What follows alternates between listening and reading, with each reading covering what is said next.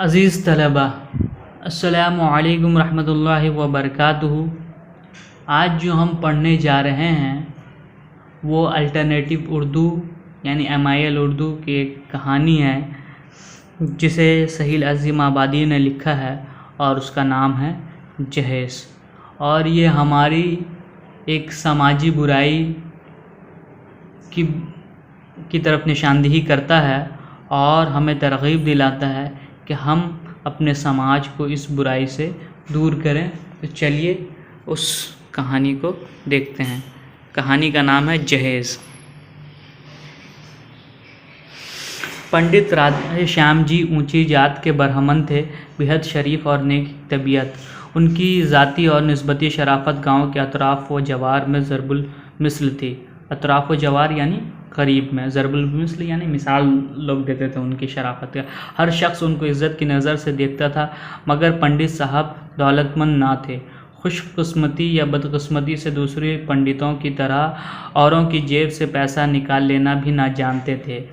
2 बीघा खेत और मंदिर की मुख्तसर आमदनी पर क़नाअत करके उसी छोटे से गांव में अपनी ज़िंदगी के 40 साल इज़्ज़त व आबरू से गुजार चुके थे। वो कुल का मादा इतना था कि बावजूद सख्त तकलीफ़ों के भी कभी गांव से बाहर कदम न निकाला। जब उनकी बीवी परफुल तकलीफ़ों से उकताकर कहती शहर जाकर कोई नौकरी क्यों नहीं करते, तो वो निहायत खंदा पेशानी से कहते बरहमन नौकरी करने को पैदा नहीं किया गया, बल्कि सिर्फ ईश्वर की पूजा करने और दूसरों को धर्म के कान बताने को। परफुल खामोश हो जाती। उनका नौकर भजना कुहार, जिसको उन्होंने बचपन से अपने बच्चे की तरह पाला था, घर बाहर का काम किया करता था। सच तो यह है कि उस 2 बीघा ज़मीन से भी कुछ उसी की वजह से मिल जाता था, वरना पंडित जी को मंदिर से कब फुर्सत मिलती थी कि वो खेती का काम देखते। तारा उनकी इकलौती बेटी थी। एक तो खुद बेहद शरीफ खसलत थी, दूसरे माँ बाप की तालीम और माँ की तरबियत ने उसकी खूबियों में और भी 4 चांद लगा दिए थे। हिंदी और संस्कृत की अच्छी तालीम के अलावा वो गृहस्थी के तमाम उमूर से वाकिफ़ थी। इस कलील आमदनी में खानादारी का सारा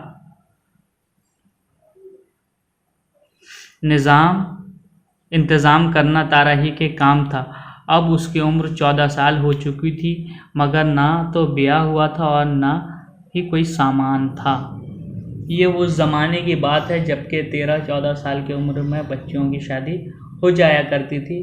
तो आपने देखा है कि पंडित जी बहुत ही शरीफ थे और घर जो है बहुत ही कम सरो सामान में जो है सब कुछ चलाते थे।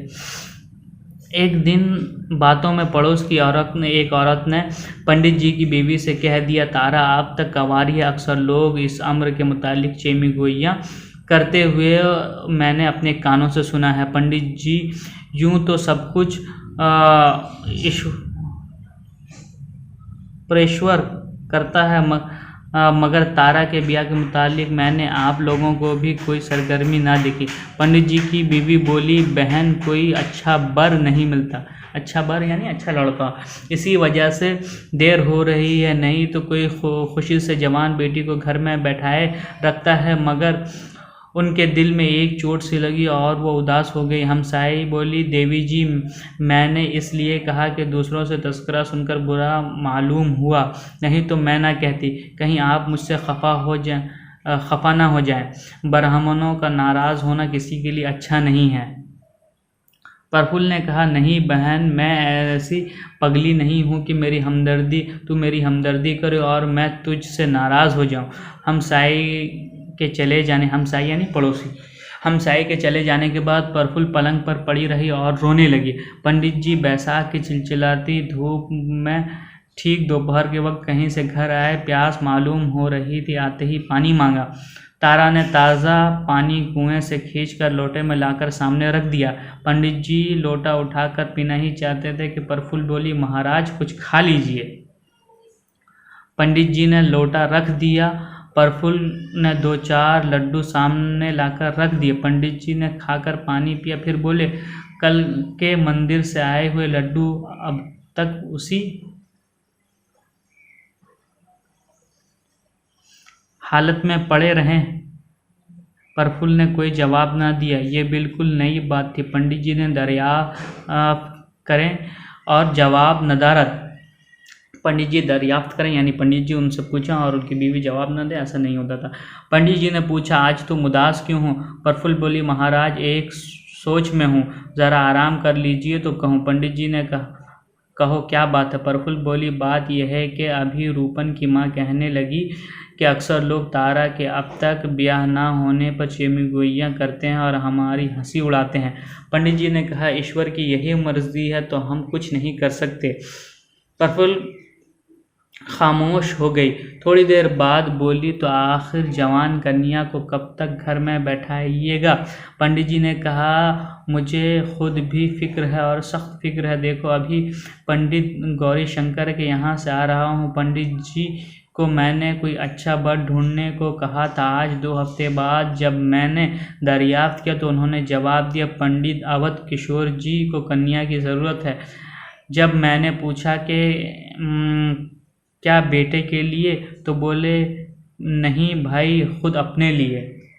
मैं खामोश हो गया और फिर मेरे कंधों पर हाथ रखकर बड़ी मोहब्बत से बोले, राधे श्याम, उनकी उम्र तो ज़रूर कुछ ज़्यादा है, मगर घर अच्छा है, लड़की रानी बनकर रहेगी, तिलक और जहेज के झगड़ों से भी बचोगे। तो सोचिए, ये वो ज़माना था कि जब बूढ़े अमीर लोग भी जो है कंवारी लड़कियों और कम उम्र लड़कियों से शादी करते थे। अगर तुम कहो तो मैं उन्हीं से तुम्हें कुछ और रुपये दिला दूंगा। मैं क्या जवाब देता? मुझे गुस्सा आ गया। मैं उठकर चला आया। अब तुम ही बताओ क्या करूं? प्रफुल्ल ने कहा, तो और कोई बर नज़र में नहीं है? पंडित जी बोले, लड़के तो 2 और हैं, मगर वो मेरी हैसियत से बहुत ज़्यादा तिलक और जहेज मांगते हैं। अब ईश्वर की जो इच्छा होगी वही होगा। हाँ, हमारे तुम्हारे किए तो कुछ नहीं होता। पंडित जी ने 1 साल तक कोई अच्छा बर ढूंढने की जान तोड़ कोशिश की, मगर आजकल अच्छे लड़के कहाँ मिलते हैं। पंडित जी दौलत ना चाहते थे, मगर लड़का नेक और होनहार चाहते थे। एक लड़का उनको बहुत पसंद था, बीए था, घर भी अच्छा था, मगर मुश्किल ये थी कि उसके वालिदैन तिलक और जहेज मिलाकर 4000 रुपयों से कम पर राज़ी ना होते थे।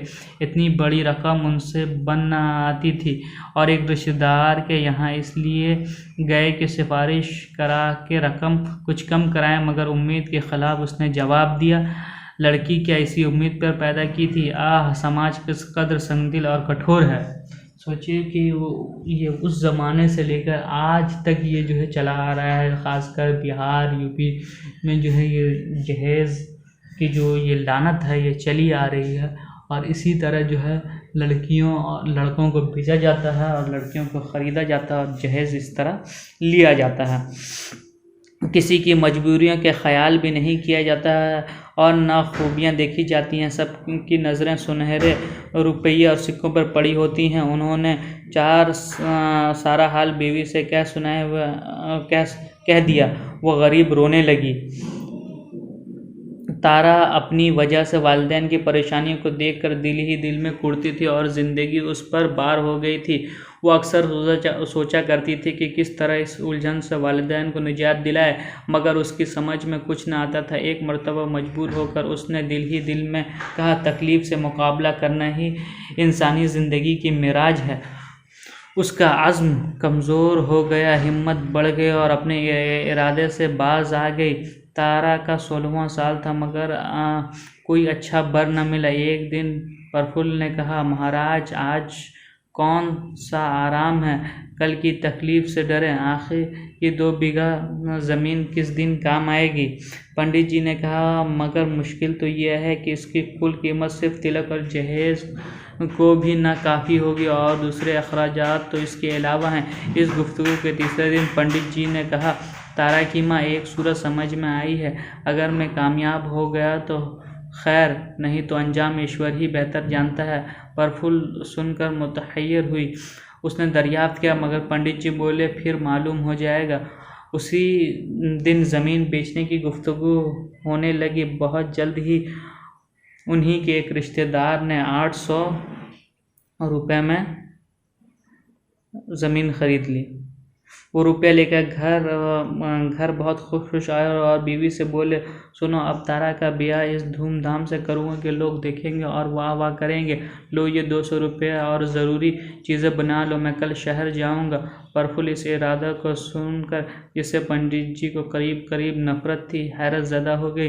पंडित जी दूसरे दिन सुबह सवेरे उठे, ज़रूरियात से फारिग होकर गुस्ल किया, नाश्ता किया और कुछ खाना नाश्ता के लिए लेकर घर से निकल पड़े। बचना दूर तक पहुंचाने आया। मंदिर के करीब पहुंचे तो उनका दिल भर आया। एक बार फिर वो मंदिर में गए और देवी की मूर्ति को ढूंढ कर बोले, देवी, मैं खुशी से नहीं तुझे छोड़ रहा हूँ, मेरी मजबूरियों से तो वाकिफ़ है। खैर, तेरे पुजारियों की कोई कमी नहीं, एक मैं ना रहा तो क्या। मंदिर से निकले तो बचना इंतज़ार में खड़ा था। दोनों साथ हो लिया और बातें करते दूर निकल गए। दूर जाकर पंडित जी को ख्याल आया तो बचना से कहा, बेटा घर जा, वहाँ एक नई धोती बनवा लेना, मैंने कह दिया, और देख बेटा, चैन से रहना। बचना ने चरण लिया और बोला, महाराज, जब तक जीता हूँ खता न होगी। यूँ तो नीच जाति का लड़का, मगर पाला गया हूँ ब्राह्मण के घर। पंडित जी ने आशीर्वाद दी। घर की तरफ हज़रत आमेश निगाहों से देखा और रवाना हो गए। शहर पहुंचकर बहुत जल्द ही 500 की नकद ज़मानत पर एक होटल में 30 रुपया माहवार की मैनेजर की जगह मिल गई, यानी 30 रुपया महीना पे जो है उनको मैनेजर की पोस्ट मिल गई एक होटल पे। उनके हुस्न सलूक से मालिक और नौकर दोनों खुश थे। उनकी शराफ़त और नेक नफ्सी का हर शख्स मद्दा था। हर शख्स दिल से उनकी इज़्ज़त करता था और मालिक तो परस्तिश करने लगा था। घर से बराबर ख़त किताब होती रही। वो बराबर रुपए भेजते रहे। 3 महीने बाद घर से एक ख़त आया जिसने उनके इस आरज़ी सुकून को तबाह कर डाला। ख़त पढ़कर पंडित जी को फिर एक बार अपनी बेचारगी का एहसास हुआ। लड़के वालों का तकाजा है कि जल्द अज जल्द इसी गर्मियों की छुट्टी में ब्याह हो जाए, यानी इसी साल शादी हो जाए। लड़का 60 रुपये माहवार पर एक स्कूल में मुलाजिम हो चुका है, यानी 60 रुपये महीने पे एक स्कूल का मुलाजिम हो चुका है, उसमें काम करता है। अगर इस साल शादी ना होती तो फिर दूसरे साल का इंतज़ार करना पड़ता। पंडित जी के हाथ में ख़त था और दिमाग एक ना सुलझे वाली गुत्थी को सुलझाने में नाकाम कोशिश में मसरूफ़ था।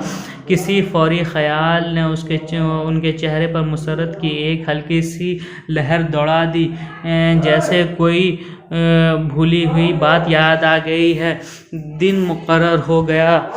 मुकर्ररा तारीख़ पर 15 दिन पहले पंडित जी रुखसत लेकर घर चले गए और घर पहुंचकर बड़े एहतमाम के साथ ब्याह की तैयारियों में मसरूफ़ हो गया। लोगों को हसरत थी कि यक बैक इतना रुपया कहाँ से आ गया। अक्सर लोग पंडित जी से पूछ बैठे कि मगर पंडित जी ने जवाब में कहा, भाई, लक्ष्मी की देन है, तमाम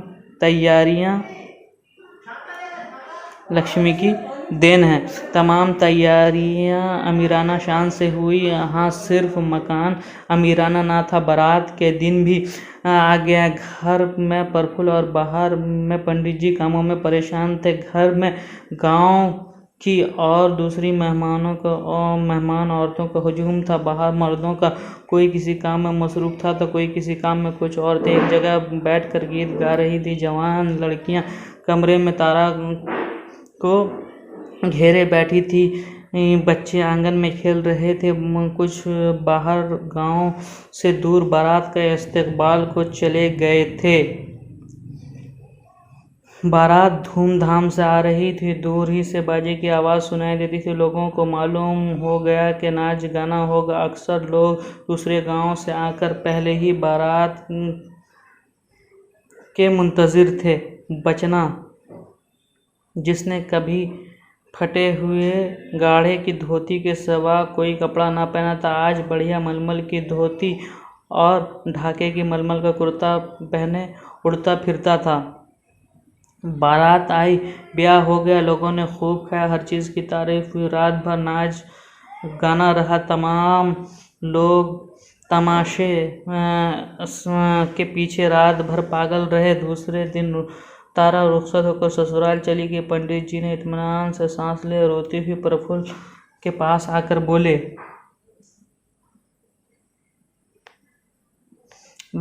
लो अब खुश हो, एक बड़े बोझ से ईश्वर ने छुटकारा दिलाया। मगर प्रफुल्ल रोती रही। तारा ससुराल से रुखसत होकर आई। 2-4 दिनों के बाद पंडित जी शहर को रवाना हो गए। हालांकि लोग रोकते रहे। जिस वक्त घर से चलने लगे, उनकी आंखों से आंसू के 2-4 कतरे जमीन पर गिरे और गैर इरादी तौर से ज़बान से निकल गया। अब ईश्वर ही जानता है कितने दिनों बाद घर आना नसीब होता है। शहर पहुंचकर अपनी जगह पर आ गए। 5-6 दिन बाद मालिक ने हिसाब मांगा। तहवील से 6,000 रुपये नकद गायब था। जब मालिक ने दरियाफ्त किया तो पंडित जी ने सारा हाल साफ साफ कह दिया।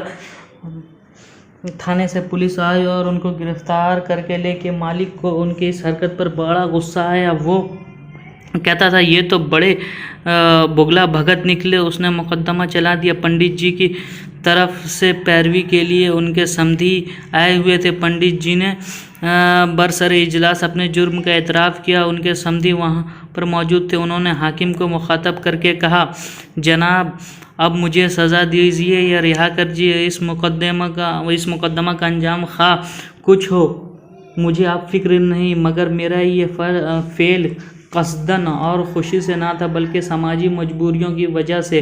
अगर मैं ऐसा ना करता तो शायद मेरी बेटी का ब्याह होना भी नामुमकिन था। अब मुझे कोई बुरा कहकर क्या करेगा, लेकिन ये भी कह देता हूँ कि इस रकम को वाजिबुल अदा समझता हूँ और ज़िंदगी ने साथ दिया तो मालिक के रुपए अदा कर दूँगा, खा मुझे सज़ा हो या ना हो। खुदा मालूम उन अल्फाज ने मालिक पर क्या असर किया। उसने मुकदमा वापस ले लिया। पंडित जी अब भी उसी होटल में अपनी जगह पर काम कर रहे हैं। मालिक ने रुपए भी ना लिया, मगर अक्सर खुद ही कहा करते हैं, दुनिया में मैंने दीदा और दानिस्ता सिर्फ एक गुनाह किया, मगर बहुत बड़ा, इतना बड़ा कि जिसका कफ़ारा नामुमकिन है। तो आप ये समझिए कि ये हमारे समाज में फैली हुई बुराई, जहेज़ की लानती बुराई इंसान को क्या से क्या करने पर मजबूर कर देती है। एक शरीफ इंसान को क्या से क्या करना पड़ता है इसको पूरा करने के लिए, ये आप बखूबी इस कहानी के ज़रिए समझ सकते हैं। शुक्रिया।